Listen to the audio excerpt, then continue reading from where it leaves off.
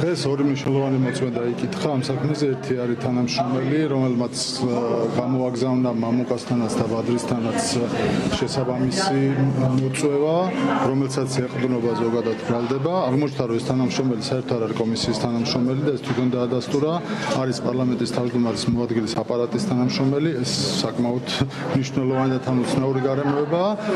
მეორე გაუგებარია და თავის პირადი გადაწყვეტილებით რატო დაიწყო სიგნალის მეშვეობით ამ ესე ვთქვათ გათხოვებებს ვერ ახსნა, იმიტომ რომ დებულება ესეთ რამეს არ ითვალისწინებს.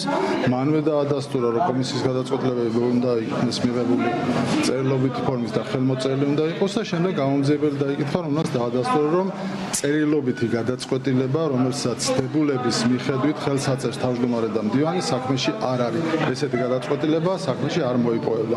ამ გადაწყვეტილების გარეშე სისხლსამართლის საქმე არ არსებობს ჩათვალეთ და ჩვენ ველით რომ დადგება გამართლებული. მაგრამ როგორც გამოძიება, ასევე სისხლსამართლებრივი დევნა ბრალდებულების მიმართ დაიწყო დროებით საგამოძიებო კომისიის კანონიერი მოთხოვნის შეუსრულებლობის ფაქტზე, რაც დადასტურდა საქმეში არსებული მტკიცებულებებით. რაც გულისხმობს ეს, გამოძიების ეტაპზე გამოიკითხნენ მოწმეები, შესწავლილი იქნა საკანონმდებლო ბაზა, ასევე გამოთხოვილი იქნა სხვადასხვა ინფორმაციები და ბრალდების მხარის შეფასებით მოცემულ შემთხვევაში ბრალდებულებმა ჩაიდინეს დროებით საგამოძიებო კომისიის კანონიერი მოთხოვნის შეუსრულებლობა. რა თქმა უნდა, დაცვხარი აპელირებს იმაზე, რომ მათთვის ეს არ არის კანონიერი მოთხოვნა, თუმცა აღნიშნული მტკიცებულებები ყველა ის საკითხი, რაც მათ კითხვის ნიშნის ქვეშ დააყენეს, შემოწმდა, შესაბამის საგამოძიებო მოქმედებები ჩატარდა და შესაბამისი მასალები მოცემულია სისხლისამართლის საქმეში.